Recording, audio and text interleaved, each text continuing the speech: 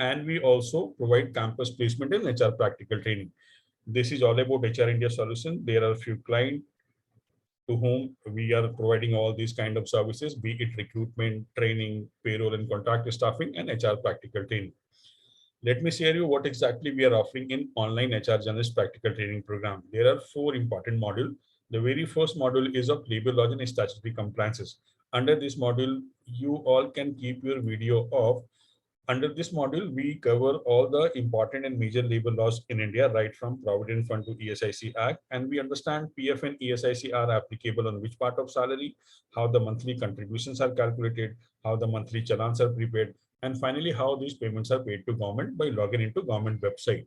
The other labor law which we cover are Maternity Benefit Act, and we understand which all employees are eligible to get the benefit, and as a HR, what all benefit we should extend to the concerned employee. The other labor law which we cover are Payment of Bonus Act and Payment of Gratuity Act, and we understand which all employees are eligible to get this benefit, how these benefits are calculated and paid. The second model which we have under this online HR Generalist Practical Training program is of compensation and benefit, which is everything related to how the CTC package should be designed, what are the various formation of salary, how the payroll is managed. We understand and learn how payroll is managed on in a software and how payroll can be managed on an Excel sheet. The other important thing which we learn under this module are income tax, professional tax, loss of pay, overtime, leaves and holidays. And finally, we see that how employees' full and final settlements are done at the time of going. The third module which we have under this training program is of recruitment and selection, which is all about talent acquisition. And we understand what exactly is job description and what a job specification, what are the various sourcing strategies nowadays corporate are adopting. We train people on Naukri.com and one become capable of finding suitable resumes on the basis of various keywords, key skills, and job description from any portal, be it Naukri.com, Monster, Sign, or LinkedIn even. We also see that what is the best way of doing mass mailing or job posting, whether you're posting your job on LinkedIn, Monster, or Naukri.com. Nowadays, it is not HR manager who is going through each and every resume. Nowadays, resumes or applications are getting shortlisted through technology. We see that how various ATS applicant tracking systems and how various RMS recruitment management softwares are working these days, and on what basis they screen and select or reject any resumes. And under this module, we also have a dedicated session of CV writing and interviews do's and don'ts. The fourth module which we have under this program is of HR analytics, which has become very important in the recent past. And we understand that what exactly is HR analytics, what are the various types of HR analytics are there, what are the various tools and techniques, what are the various HR metrics which is used to judge the performance of HR department, and finally we make a HR dashboard on Excel sheet. This is all about the course which we are offering. Let's proceed with the today demonstration. Before we proceed, just wanted to have an understanding on what kind of audiences we have today. There would be a poll which would be appearing. Kindly respond to that poll. Let us know how much experience do you have in HR. The poll is live, everyone. Let us know how much experience do you have in HR.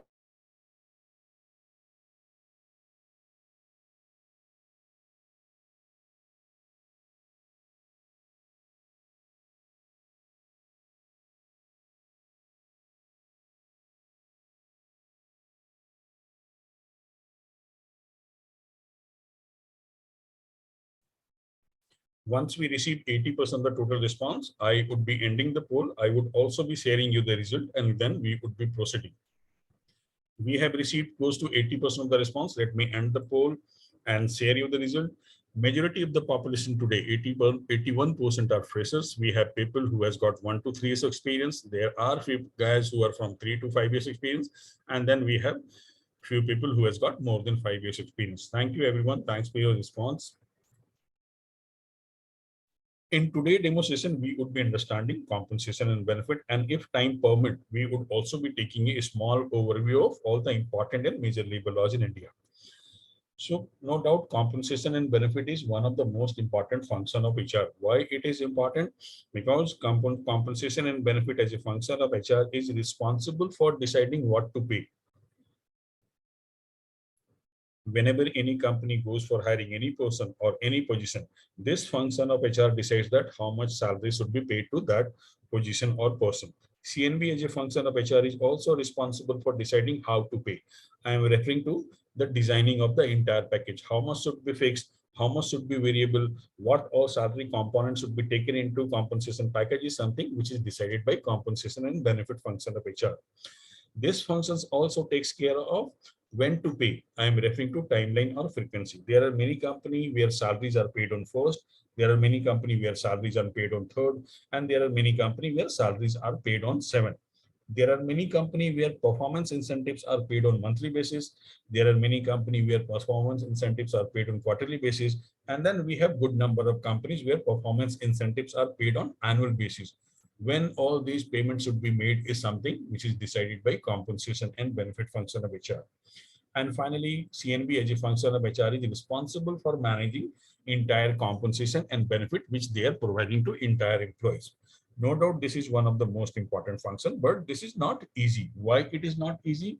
Due to absence of law. We have labor law on provident fund, we have labor law on ESIC Act, and we have labor law on maternity benefit, bonus payment, and gratuity act. Since we have labor law on these areas, things are very clear. We know that what all should be done and what all should be avoided. But when it comes to compensation and benefit, there is no law in HR which speaks about how the CTC package should be designed, or how the CTC annexure designing should be done, or how the salary breakup formation should be done. Due to absence of law, this important function of HR becomes slightly difficult. No doubt we have few labor laws which are talking about payment. Let's have a look on those. There is a labor law by the name of Minimum Wages Act. We also have a labor law by the name of Payment of Wages Act. There is a labor law by the name of Payment of Bonus Act. And then we have a labor law by the name of Equal Remuneration Act. Let's try to understand what exactly these labor laws are taking care of. The labor law by the name of Minimum Wages Act speaks about paying certain minimum wages to few category of employee. This labor law do not cover each and every employee in India. The labor law by the name of Payment of Wages Act speaks about timely payment, and there should not be any illegal deduction from the salary is something which this labor law is taking care of. The Payment of Bonus Act speaks about bonus payment or profit sharing from the employer. But again, this labor law also do not cover each and every employee in India. They only cover those employees whose monthly salaries are 21,000 per month or less. The labor law by the name of Equal Remuneration Act speaks about paying similar salary to all the gender irrespective of their gender. So this Equal Remuneration Act speaks about paying similar wages for similar work irrespective of the gender. You cannot have any discrimination as far as male or female is concerned for the same kind of work. All these four labor laws are getting combined into new labor law, which was supposed to come from April 2021. And again, people are saying that it would be coming from 1st July 2021-22. So whenever that new labor law would be coming, that new labor law is combining all these four labor law into one, and that would be known as Code on Wages 2019. In today's demonstration, we would be understanding what is compensation and what are benefit. We would also be understanding how the CNB is designed, what are the various steps and components which should be kept in mind while designing any compensation package. We would also be understanding few real offer letters which has been issued by our client to our candidate. We would be preparing a CNB, we will be preparing a compensation structure on an Excel sheet for better understanding. And if time permit, we would be taking a brief overview of important and major labor laws in India. So before I proceed, there is a poll again. Just wanted to have your understanding on the topic. You need to respond in true and false. There would be a statement which would be appearing. Kindly let us know the net in hand salaries of all employees. Getting a CTC of 10 lakh in 10 different companies would be same or not. The poll is live, everyone. Let us know whether the net in hand salary of all the employees getting a CTC of 10 lakh in 10 different companies would be same or not.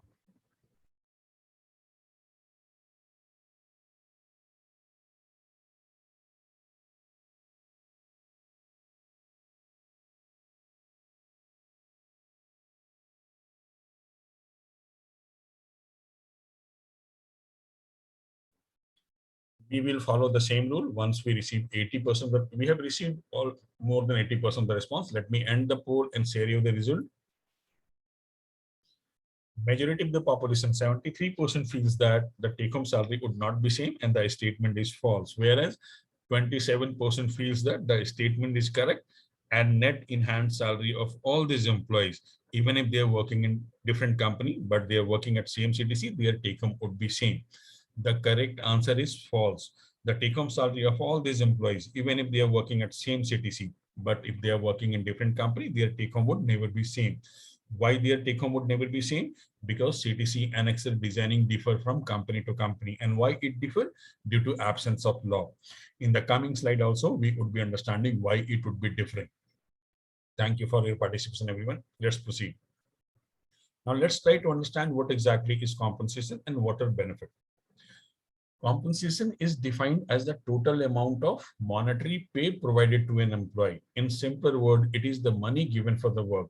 Whatever salary, whatever money, whatever cash, every month employees are getting is called as compensation. If this is compensation, what are benefit? Benefit are all non-financial forms of compensation offered in addition to cash salary. Over and above the monthly salary, monthly money, or monthly cash every employees are getting, they also get good number of facilities and benefit from the company, for which they do not get any kind of money in their hand, but companies are providing good amount of benefit and perks to the company. So if I have to define compensation and benefit in one line, it would be like this. The salary or money one gets is compensation. The facilities or perks one avail are benefits. Let's have a look on few examples for better understanding. Compensation, which is the monetary part of salary for which employee gets money in their hand, things like basic pay, allowances, it can be travel allowance, meal allowance, housing allowance, or medical allowance, which are paid in the form of money, comes under compensation. All commissions, incentives, overtime payment, bonuses, profit sharing, stock options, these all are paid in the form of money, hence they comes under compensation. Benefit, for which employee do not get any kind of money in their hand, things like holidays and leaves, welfare facilities in cafeteria, infrastructure facilities, reward and recognition, insurance and medical. Insurance and medical are something which are provided by almost all the companies in India, for which employee do not get any kind of money in their hand, but company is providing a good benefit of insurance coverage and mediclaim insurance. Retirement benefit, wellness program, it can be mental wellness, it can be health wellness. During COVID time, most of the companies has gone for providing mental wellness program and health wellness program for their employees. They hired psychiatrists, they hired doctors, they hired gym trainers. These all people were available for all the employees, and they can call these people and seek their help. No doubt for this benefit, nobody was getting any kind of money in their hand, but this was a good facility or benefit which company was providing. These are a few more examples of benefit: health insurance, dental insurance, life insurance. As I said, life insurance is one of the most widely accepted benefit in India. You will see that almost all the companies in India are providing life insurance. Retirement plan, gym and fitness. There are many companies who are providing membership for gym and fitness club, for which employees do not get any kind of money in their hand, but this is a good facility. Vision care, personal leave, sick leave, higher education. Yes, there are many companies who motivate their employees to go for higher education, for which employee do not get any kind of money in their hand. Their entire course is sponsored by the company. Child care, paid leave, and many more.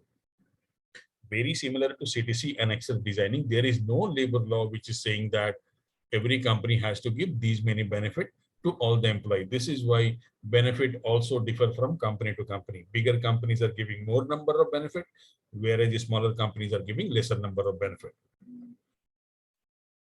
Now let's try to understand whenever any company hire any person or any position, how they decide that what salary should be paid to that person or that position. The word compensation is a very broad word and it can be divided into two major categories. One is salary, another is wages.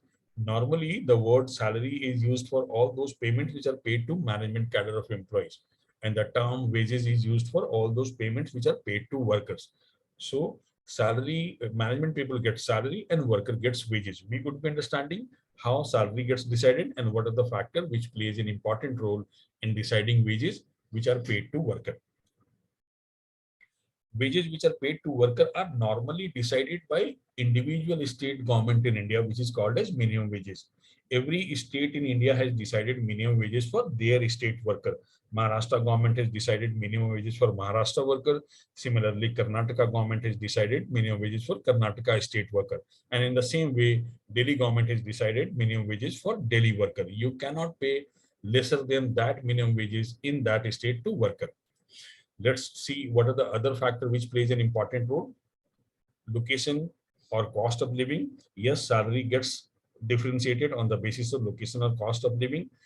In wages also, you will see that all those states which are costly in nature, where cost of living is high, the minimum wages is higher. All those states like Maharashtra, Karnataka, and Delhi, in these states, the minimum wages are high. All those states which are not that costly in nature, like West Bengal, Bihar, and Jharkhand, you will see that the minimum wages are slightly less.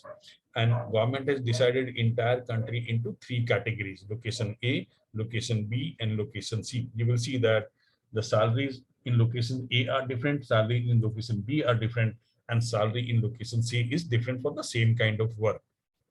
Other factor which plays important role is education and experience. Yes, salary gets differ on the basis of education and experience. Whenever government releases the circular of minimum wages, they mention like this: for matriculate, this could be the minimum wages; for graduate, this could be the minimum wages; and for postgraduate, this could be the minimum wages. So government is deciding minimum wages on the basis of education as well. Industries or ability to pay. When I'm saying industries or ability to pay, I'm referring to there are many industries which are not doing that great. Industries like jute making company, carpet making company, tea gardens, to some extent textile industries, and to some extent manufacturing industries. These industries are not doing as great as industries like telecom, insurance, retail, e-commerce. These companies are doing great. You will see that anybody joining tea garden would be getting lesser salary than the person who is joining a IT company or telecom company. Whenever government releases the circular of minimum wages, they decide different minimum wages for different industries. For agriculture sector, government decided different minimum wages. For mining industry, government decided different minimum wages. And for manufacturing industry, government decided different minimum wages. So even government is deciding different minimum wages on the basis of industries. Supply and demand. When I'm saying supply and demand, I'm referring to what is the demand of any particular kind of manpower in the market and what is the supply of that kind of manpower in the market. In other words, what is the demand of any particular kind of skill set in the market and what is the supply of that kind of skill set. Sorry. The demand of data scientists are huge, but the supply of data scientists are not that great. This is why their salaries are very high. The demand of HR professionals are on an average number and the supply is slightly higher. So on the basis of demand and supply of any particular kind of manpower or any particular kind of skill set, the salaries goes up or down. When job evaluation is still one of the most scientific approach of deciding what salary should be paid to any person or any position. Job evaluation is nothing but comparative study of two job. You study two job and decide that what salary should be paid to second job. Under job evaluation, things like job analysis, job description, and job specification comes. Whenever government goes for deciding minimum wages for their state worker, they invite the important and major labor union in the meeting, which plays an important role. So we have discussed about minimum wages. Let me ask you a question for which I do not have any poll. I would request everyone to respond in the chat box. So minimum wages of Bihar or minimum wages in the state of Bihar for unskilled worker is 8,268, which means if you are planning to hire an unskilled worker in the state of Bihar, this is the minimum which you need to pay. You cannot pay lesser than this in the state of Bihar. That would be illegal. Minimum wages in Delhi for the same kind of worker is 16,506. In Delhi, you cannot pay lesser than 16,506 to unskilled worker. Now, the question which I want to put in front of you is this. The same worker who is working in Bihar gets transferred to Delhi. He is not required to do anything extra, neither any extra skill set is required. Do you think that upon transfer to Delhi, this Bihar worker would be getting higher minimum wages as per the minimum wage of Delhi or not? You all can respond in the chat box. Do let me know if the person is getting transferred from the state of Bihar to Delhi, will this person would be getting higher minimum wages as per the minimum wages of Delhi or not?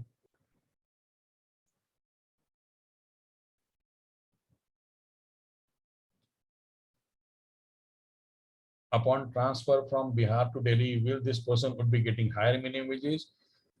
Yes, no. So we are getting combined response. Yes, he will get. Yes. Okay. So we have received mixed responses. There are few people who are responding no. There are many people who are responding yes. The correct answer is yes. This person would be getting higher minimum wages in Delhi, even if he is not required to do anything extra or any extra skill set is required. Yes. Now let me know why this person would be getting higher minimum wages in Delhi. Why this person would be getting higher minimum wages in Delhi?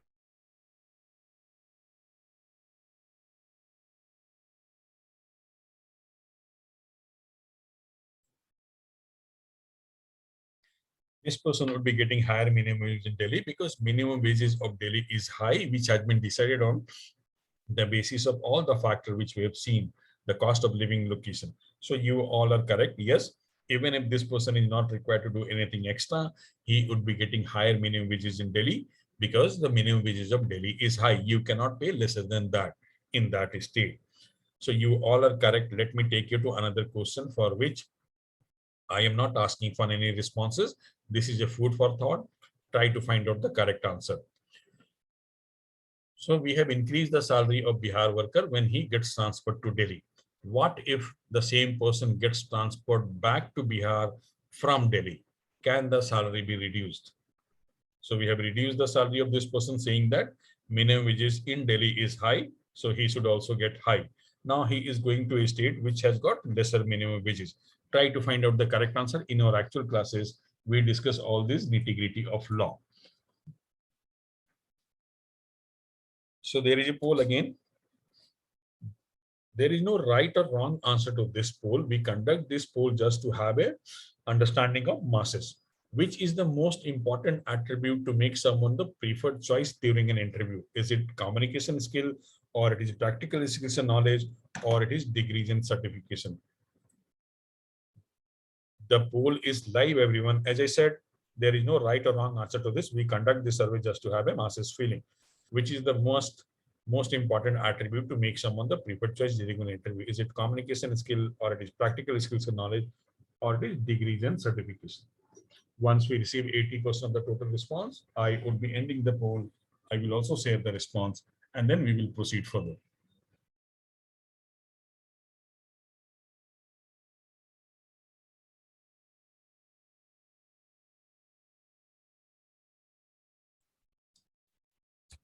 We have received close to 80% of the response. Let me end the poll and share you the result.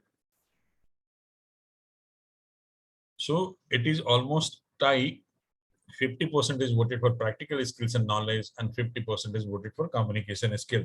It is surprising to see that nobody has voted for degrees and certification. Thank you for your response, everyone. Thank you very much.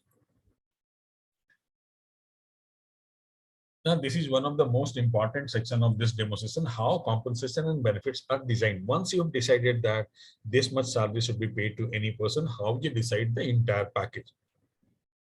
So there are 5 steps or process of designing compensation and benefit package. If you follow all these steps, your entire process of designing compensation and benefit package would be complete. The most important and the very first step is to decide the fixed or base pay for the person. Under this step, you decide what should be the basic salary of the person and what should be the dearness allowance if it is applicable. DA or dearness allowance is something which is normally found with government organization. You will hardly find dearness allowance with private organization. So if DA is applicable in your company, you need to decide the dearness allowance of that person, and you need to decide the basic salary also. Once you are done with this first step, second step is to work on allowances. Whatever allowances which your company is providing, you need to divide the salary into those allowances.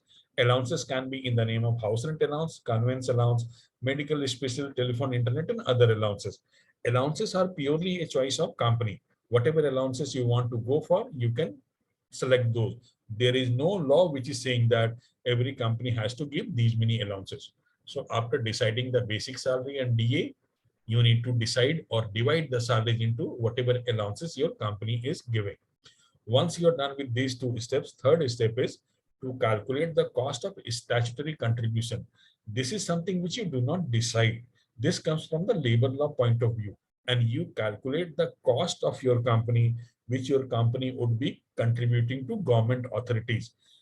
Statutory contributions can be in the name of Provident Fund, Employee State Insurance, which is also called as ESIC, Labor Welfare Fund, gratuity and bonus. Gratuity and bonus are something which are normally added by 50% of the company. And yes, there are 50% of the company who do not add gratuity and bonus in CTC. So whatever is the style of your company, you can do that. So you need to calculate the cost of how much your company would be contributing to Provident Fund, how much your company would be contributing to ESIC, and how much your company would be contributing to Labor Welfare Fund for the employees. Once you're done with these three steps, the fourth step is perks and benefit. Whatever benefit which your company is giving to the employee, you can add the cost of that.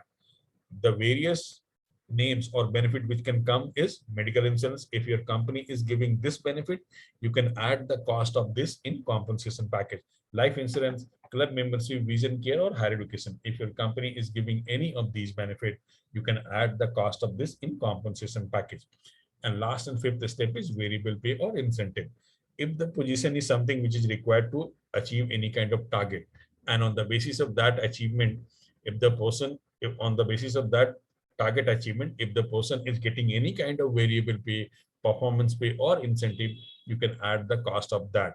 The various names which have been given to variable pay and incentives are performance incentive. Many company call it as PLI, which stands for performance linked incentive. Many company call it as performance bonus. There are many company who pays bonus on company's performance. And yes, there are many company who pay bonus on long service duration as well. Once you follow all these 5 steps, then your entire process of designing compensation and benefit package could be complete. So let me move to my Excel sheet and let's follow whatever we have understood from this step. I hope my Excel sheet is visible. So let's try to have an annual compensation package of 3 lakh. The monthly CTC would be 25,000. Now we would be designing or dividing this 25,000 per month CTC into salary breakup.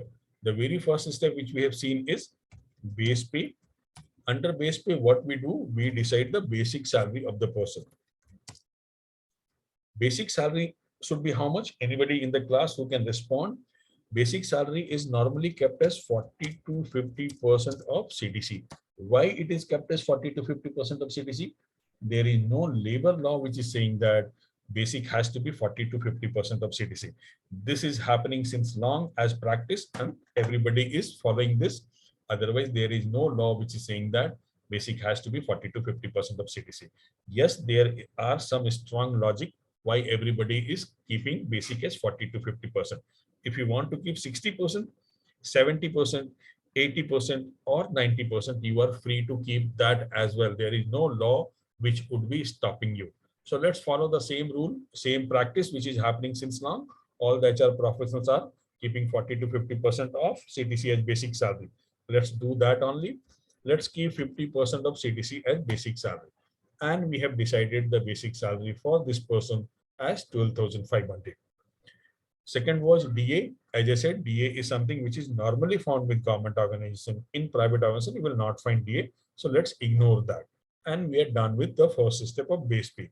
Second step was to work on allowances. Whatever allowances which your company is giving, you need to divide or decide the salary for those. So if anyone from the class who wants to suggest me any particular allowance, I would be taking that. Or let me take few allowances which are very common in nature. HRA, which stands for house rent allowance. You will see that almost 99.9% of the companies are going for HRA. Everybody is paying this. House rent allowance is normally kept as 40 to 50% of basic salary. Why it is kept as 40 to 50% of basic salary? Because this much amount would be tax-free from income tax point of view. Income Tax Act is saying that if you keep HRA as 40 or 50% of basic salary, that amount would be tax-free. All those employees who are staying in a non-metro city, you should keep HRA as 40%. And all those employees who are staying in a metro city, you should keep 50% of basic HRA. Let's assume that this person is staying in a non-metro city. For non-metro city, we should go for 40%, which means 5,000 would be tax-free for this person. This is why every company keeps 40 to 50% of basic HRA. You are free to keep 60%, 70%, 80%, and 90% as well. Let me pick another allowance. You can have telephone allowance also. What amount should come? You cannot keep 9,000 in telephone allowance. This is a non-logical figure. You should keep that amount which are logical acceptable. In the age of Geo, keeping 1,200, this seems okay to come under telephone allowance, and we are done with 2 allowance. Let me take one more allowance which you will see in almost all the companies, which is there is nothing special with this special allowance. Everybody is keeping a special allowance in the salary breakup, the purpose of which is balancing or adjusting amount. Everybody is picking a special allowance, but they are not deciding any amount for a special allowance at this point of time. Whatever amount would be coming at the last as a difference, they would try to put that amount into this to achieve the monthly CTC of 25,000. This is why it is said that a special allowance is normally used as a balancing or adjusting amount.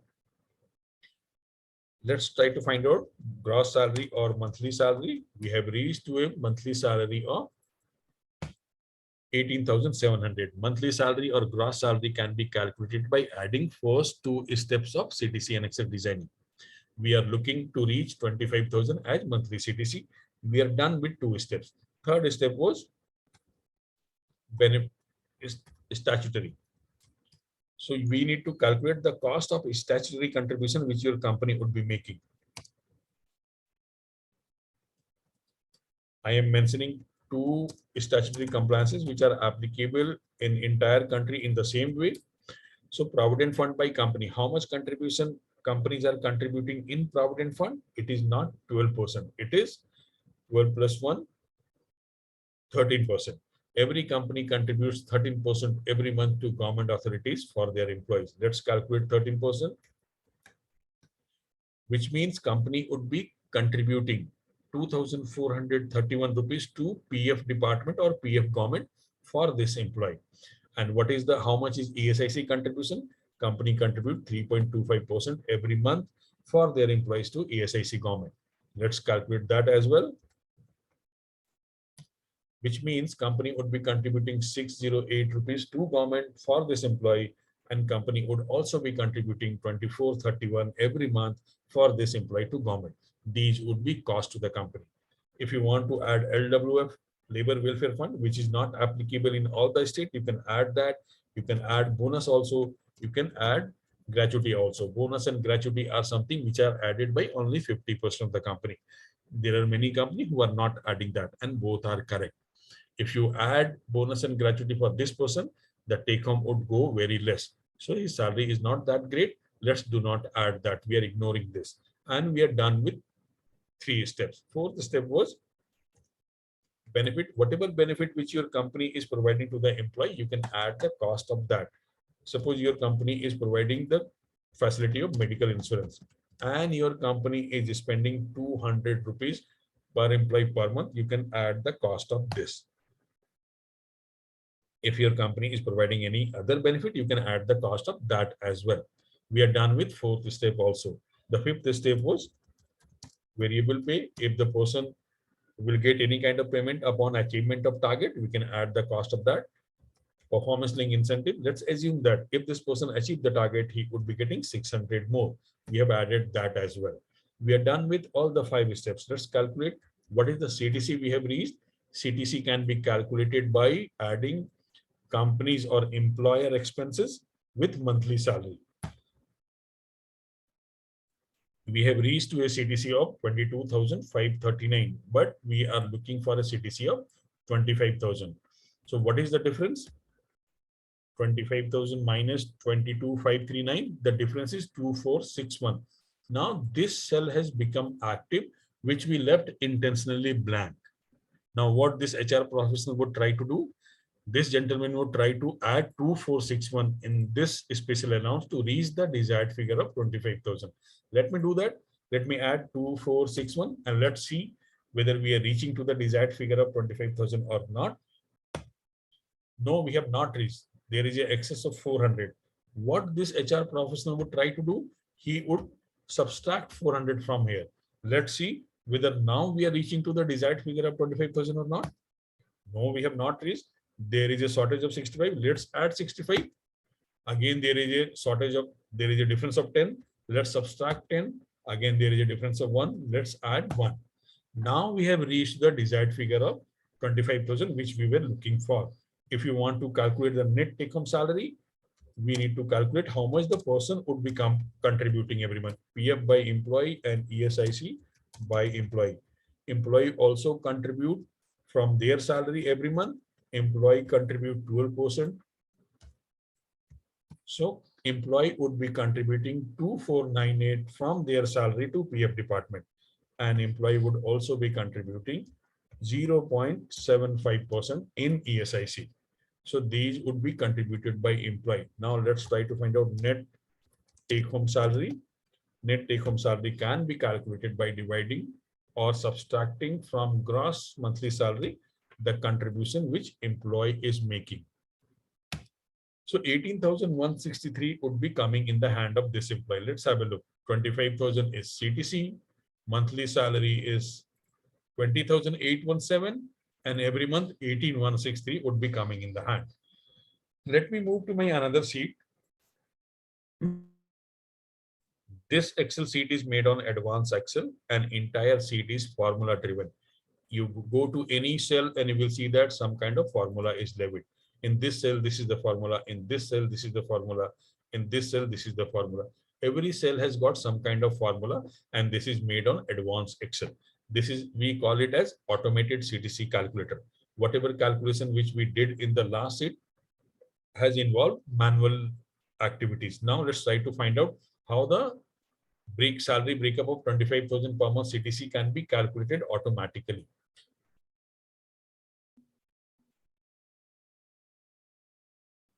So there is an option by the name of data in Excel. Go into data. Data would be giving you an option of what if analysis. Select what if analysis. What if analysis would be showing you three options. Select goal seek. Goal seek would be asking you three things. Set the cell. Set the cell means select the cell in which you are looking for value. I have selected this cell, cost to the company cell. We are looking for value in this cell. Second question which Excel is asking me is to value. What is the value which you are looking for? We are looking for 25,000, which I have mentioned. Third and last question which Excel is asking me is by changing cell. Excel is asking me to allot a cell which would be used for calculation purpose by Excel sheet. I am allotting this cell. So I have answered three questions to Excel. The cell in which I am looking for value, the value which I am looking for, and I allotted a cell to Excel for calculation purpose. Now give a closer look. Once I click OK, you will see that entire breakup of 25,000 per month would be automatically calculated. Let me click OK. So it is done. Cost to the company is 25,000 and we are having entire breakup of salary which we made in the previous sheet by doing n number of manual activities. Let me show you again. Under data, there is an option by the name of what if analysis. What if analysis would be giving you three options. Select goal seek. Goal seek would be asking you three questions. Set the cell means select the cell in which you're looking for value. Second question it would be asking is to value. What is the value which you're looking for? Let's have some odd figure 998987, which means CTC is 9,98,987. Yes, this can be a CTC figure for some employees. And third and last question which Excel is asking me is allotting a cell which would be used for calculation purpose. Let me allot this cell. Now, once I click OK, you will see that we would be having a CTC breakup of 9,98,987. Let me click OK. It is done. It has not taken a second also. So this is how the CTC should be calculated or compensation package should be designed. In our actual classes, we teach how these automated CTC calculator can be made and we share the format as well. At the very beginning of the class, we have asked, the question whether the take-home salary of all the person who are working in 10 different company but are working in same CTC would be same or not. This is the answer. There are three company A, company B, and company C. All these three company are giving a CTC of 7 lakhs. But in company A, the take-home salary is 4931. In company B, the take-home salary is 4495, and company C is giving the take-home salary of 38,991. The CTC in all these companies are same, but take-home salary is not same. Why it is not same? Because CTC annexure designing differ from company to company. Every company design CTC breakup in their own convenient way due to absence of law. This company has not included the cost of gratuity, medical, and GPA. This company is calculating PF on some other salary. This company is calculating provident fund on some other part, and this company is calculating PF on other part. This company has not included the cost of variable pay, whereas these companies are added. So by looking at the CTC only, it is very difficult to comment that what should be the take-home salary of a person, unless and until you have the entire breakup. These are few allowances which we should keep while designing the salary breakup. These are some tax-free salary component which everybody should go for. This is what I wanted to share from my Excel sheet. Let me go to my PPT. So there is a question again, Paul. Kindly let us know, can the monthly basic salary and monthly gross salary be the same? Let me share you two examples. There is a company who is giving offer letter like this. They are mentioning basic salary is 45,000, house rent is zero, conveyance is zero, and the total monthly salary is also 45,000, which is same as basic salary. Another company is giving offer letter like this. They are only mentioning basic salary, which is same as monthly gross salary. The question is, can the monthly basic salary and monthly gross salary be the same or not? The poll is live, everyone.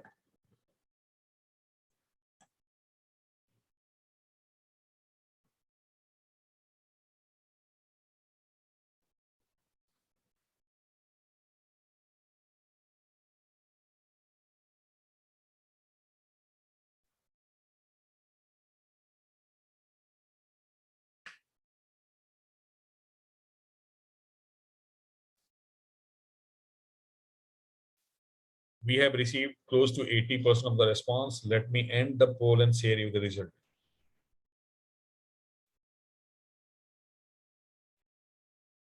Majority of the population, 91%, feels that no, basic salary and gross salary cannot be the same, and both the salary structure which are flashing on the screen are wrong. Whereas 9% has voted for yes, and they are of the opinion that yes, monthly gross salary and monthly basic salary can be the same, and both the salary structure which are flashing on the screen are correct. The correct answer is yes. Monthly basic salary and monthly gross salary can be the same. Both the salary structure which are flashing on the screen are legally correct. There is nothing wrong. Paying allowances are purely a choice of company. All those companies who want to pay allowances can pay that. All those companies who do not want to pay any allowances can also do that. So there is nothing wrong with the both the salary structure which are showing on, which are flashing on the screen. And the correct answer is yes, monthly basic salary and monthly gross salary can be the same. Let's try to understand few real offer letters which have been issued by our client to our candidate, and we would be understanding that how CTC package designing differ from company to company. This is the first offer letter in which company is offering a CTC of 13 lakh 30,008. Company is also mentioning that net take home salary would be 1 lakh 7,034 rupees. At the bottom blue box, company is mentioning that there will be an additional monthly deduction towards Mediclaim insurance, which means this company is giving the benefit of Mediclaim insurance, but the amount or the expenses is getting recovered from employee salary. So employee salary or net enhanced salary will go down. Whatever is mentioned is not that correct because there would be an additional deduction on account of Mediclaim insurance. In this red box, you will see that company is mentioning all those incentive or performance pay. Let me read it out for you. You are also eligible for max performance linked quarterly incentive of 66,500. Second line speaks that you will also be eligible for max performance linked bonus of 2,66,000, which means Variable pay is not a part of CTC in this company. They are not adding this as a cost. They are showing over and above the CTC. You will see that Provident Fund contribution is 1800 by employee and by employer both. But if you have a look on the basic salary, it is 55,417. If you calculate 12% or 13% of 55,417, it would be too high. But company is only contributing 1800 as PF, which means this company is limiting or capping their provident fund contribution on 15,000 salary. Company is saying that we will be paying PF up to 15,000 only, and beyond that we would not be paying, which is legally correct. You will also see that bonus, which is a legal or statutory benefit, is coming in the monthly salary. So bonus is a part of monthly salary in this company and is not a part of annual CTC. You will also observe that gratuity, which we discussed in the steps, gratuity is nowhere appearing in this offer letter. This is one way of designing compensation package. Let's have a look on another. This is the offer letter of a US MNC in India, very good name and very big company. So there is a salary component by the name of leave travel allowance, for which company is asking the employee whether you want to take this money as leave travel allowance or you want to convert this allowance into monthly special allowance, which means employee is getting an option of deciding in what name they want to take the salary. These kind of compensation package is called as combined model of compensation package, in which most of the salary component are decided by company, but employee also get few choices for one or two or limited set of allowances. This is combined model of compensation. As I said, you will see that provident fund contribution in this company is 4,434, whereas the monthly basic salary is only 36. The basic salary is lesser than the previous offer letter, and PF contribution is higher than the previous offer letter, which means in this company, PF contribution is not limited on 15,000 and company is contributing on total basic salary, which is legally correct. You will also see that gratuity is appearing in this offer letter. So gratuity is a part of CTC in this company. In previous offer letter, we have seen that CTC was not including gratuity. This is another way of designing offer letter. Let's have a look on third offer letter, which is very much flexible in nature. This offer letter is of Tata Group of Company. Flexible model of compensation package is a model in which employee get good number of options and freedom to decide in what all name they want to take the salary. Almost employee decide that how much, what salary breakup should be there. So in this company is offering a CTC of 10 lakhs to the employee. Out of 10 lakhs, company has decided basic salary as 3,50,000 and 5,08,000 has been put under flexi compensation, which means now employee has a choice to choose salary account under what all name, what all allowances they want to have, what all amount they want to have would be decided by the employee. This is why this is called as flexible model of compensation package, where employee normally decide under what all name they want to take the salary and how much amount they want to take. The PF contribution is 42,000 is on total basic. Company is not limiting their provident fund contribution on basic salary only. On 15,000, Tata Group of Companies pay PF on entire basic salary. You will see that in blue box, company is mentioning indicative performance or productivity linked incentive as 1 lakh. So variable pay or performance bonus is a part of CTC in this company. In the very first offer letter, we have seen that the incentive was coming in the below red box and it was not added in the CTC calculation.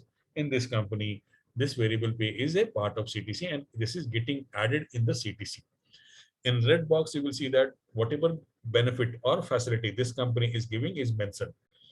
Let me read it out for medical insurance, accidental top-up, group personal accident, group term life, and gratuity. This company is giving the benefit of gratuity also, but they are not adding the cost of any of these benefits. In the very first offer letter, we have seen that company was deducting money on account of medical insurance.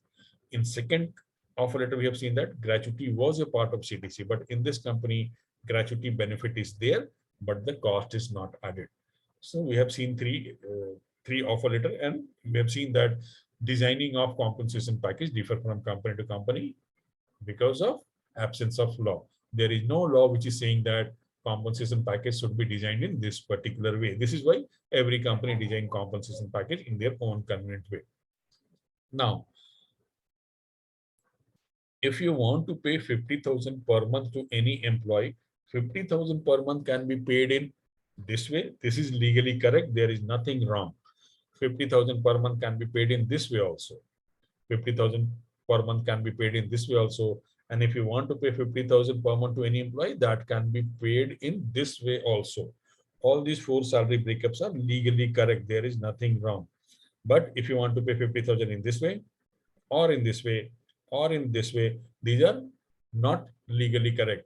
You cannot have these kind of breakup. In our actual classes, we understand that why these are wrong and what are the various other options to have a breakup of 50,000 per month. This is what I wanted to share from the compensation and benefit. Let's see in 5 minutes the important or major labor laws in India, an overview of labor law. So on the left-hand column, I have written purpose of the act, in which we would be understanding what was the purpose of bringing this labor law, why government has thought of bringing this labor law in India, or why they made this labor law.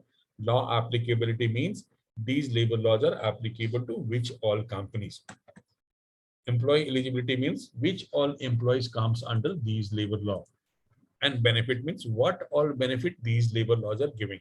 So there are 5 labor law which we have included in the course. Provident Fund, which is one of the biggest labor law. ESIC Act, again very important. Maternity Benefit Act, Payment of Bonus Act, and Payment of Gratuity Act. Let's start. Let's try to understand what was the purpose of bringing Provident Fund labor law in India. To ensure social security and retirement benefit. After retirement, you get good amount of benefit and you can take care of your livelihood. Was the basic purpose of bringing Provident Fund. ESIC Act, what was the purpose? To provide medical care to the employees and financial help. ESIC is such a strong act that if worker do not get salary from the company, they get salary from ESIC government. So this is so important. Maternity Benefit Act, taking care of self and child. During pregnancy period, women can take care of themselves and their child was the basic purpose of bringing this Maternity Benefit Act. Payment of Bonus Act, the purpose is profit sharing. This act has made it legal that every company should share their profit with the employee. And what is the purpose of bringing Payment of Gratuity Act? To recognize long service. Anybody who works for 5 years in any company becomes eligible for gratuity, and gratuity is a good amount of payment, one-time payment, but it requires 5 years of continuous service in one company. These labor laws are applicable in which all company? PF Act become applicable to all company where 20 or more people are working. ESIC Act become applicable to all company where 10 or more people are working. Maternity benefit become applicable to all those companies where 10 or more employees are working. Payment of bonus on 20, payment of gratuity on 10. Which all employee comes under these labor laws? Under Provident Fund, only those people come whose monthly salaries are 15,000, basic and DA. But yes, all those people also come whose salaries are more than 15,000. For that, we need to see many things. Under ESIC Act, which all employee comes? Only those employees comes whose monthly salaries are 21,000 per month or less. If you are getting more than 21,000 per month, you would not be coming under ESIC Act and you would not be getting any benefit from ESIC Act. Under Maternity Benefit Act, this is not dependent on salary. Whatever is the salary of the women, whether 1 lakh per month or 10 lakh per month, that lady would be coming under Maternity Benefit Act and she would be getting all the benefit which this act is talking about. Merely 80 days of working in a year makes a women employee eligible to ask for this benefit. For payment of bonus act, 21,000 per month, basic and DA, and 30 days of working. Payment of gratuity, it is not dependent on salary. Anybody who works for 5 years in one company becomes eligible for this payment. Before 5 years, gratuity is payable in the event of death and disablement. What are the benefits which these labor laws are talking about? Provident Fund is talking about saving money, pension after retirement, insurance, and loan. You can take loan also. ESIC Act speaks about medical care, salary when you are not getting salary from company, and maternity benefit to women employed. Maternity benefit gives benefit of leave with salary. 26 weeks of leave is given to the expected mother with salary. Payment of bonus, The benefit is monetary benefit, one time good amount of payment is made. Payment of gratuity, what is the benefit? Again, monetary benefit, one time good amount of money is paid. We take 5 days or 5 classes to cover all these 5 labor laws, but I try to compile this in 5-10 minutes. So this is what I wanted to share. Let me open the session for question and answer, but before that, let me share you a few more details. So these are again few homeworks. Try to find out the answer of these questions. Can an employee apply for sick leave in advance?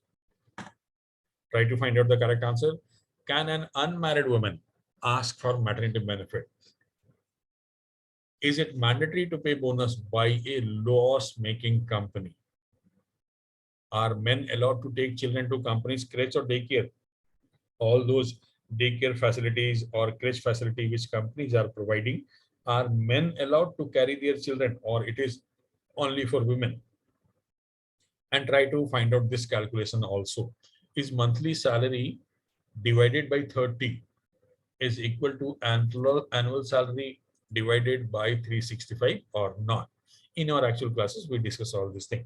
This is a homework kind of thing. Try to find out the correct answer. Let me proceed for the time being. We have seen what is compensation and benefit. We have also seen the steps and component. We have understood few real offer letters, and we have prepared one CNB structure in an Excel sheet, and we have seen cover this overview of labor law also. So in during COVID time, we have seen the impact, layoffs, firing, many things were happening. In coming days also, things are not that stable. Companies do not want to spend money on training employee. Companies are becoming very choosy and they want to hire the best. Supply of talent or supply of manpower is more than the demand in the market. Multiple jobs are getting merged as one. Companies are combining 2, 3 jobs and they are creating one job. Survival of the fittest, updated and skilled resources would be preferred. If we are good at one function of HR, let's say recruitment, we need to become good at other function of HR also. Companies are looking for multi-skilled and trained person. And survey, though it was equal voting for communication and practical skills, but normally in 99.9% cases, we get the response that it is practical skills and knowledge which are important. Every company is looking for trained person. Let me share you about the course. Skill है तो कुछ नहीं मुश्किल है is the punchline of Delhi government, which is very apt one also. Let me share you course detail. There are 4 modules. Every module has got individual fee. Anybody who wants to go for individual module can go for that. These are few important highlights of the course. Total course duration is 11 classes. In terms of hours, it will be 28 hours. Classes happens on Saturday and Sunday only. The timings are 4 p.m. to 6:30 p.m. Study material is given on all modules and topic which are prepared by us. Access to all class recording. So whatever classes we conduct, every class gets recorded and you get the class recording also, which remain with you forever. You can watch the recording for n number of times as per your convenience. Today demo class is also getting recorded, and after the class I will be sharing you the class recording, which you can watch for n number of times as per your convenience. All the classes are very live and interactive. People can stop us any moment. They ask questions, we clarify, and then we proceed. Practice tests after every topic and module. During 11 classes, we conduct 4 practice tests. These practice tests are just for practicing purpose only. We want to see whether the learning is going on the right direction or not. And there is a certificate after the completion of program. Our course and company both are ISO 9000 certified. Whatever certificate which we issue would carry the logo of ISO 9000. And then we also support offline doubt clarification. You can speak to us any moment and discuss about the clarification. These are the 4 modules. These are the course highlight. If you add the total cost, it would be coming to 7,000. Anybody going for the entire course, there is a discounted fee of 5,000 only. Entire course can be completed in 5,000 rupees. I would be sharing you my contact number as well through mail. So let me show you how the course continues and keeps on going. We start with module 1, then move to module 2, then we complete module 3, and then we complete module 4, and again we start with module 1. In this circular way, course keeps on continuing. Admission happens when we are starting module 4. Admission can also be taken when we are starting module 3. and admission can also be taken when we are either starting module 1 or 2. Next admission is happening from Saturday, which is 25th June. This is the sample certificate which we are issuing to people, and they are flashing it on LinkedIn. These are they are mentioning in the LinkedIn that now they are certified HR professionals. These are few more testimonials people are mentioning under licensing and certification. This MBA college has taken this certification program from us in Greater Noida. We conducted this seminar with AMU Aligarh also, Aligarh Muslim University. We conducted in this college also, and we were invited by this college as well for conducting this workshop.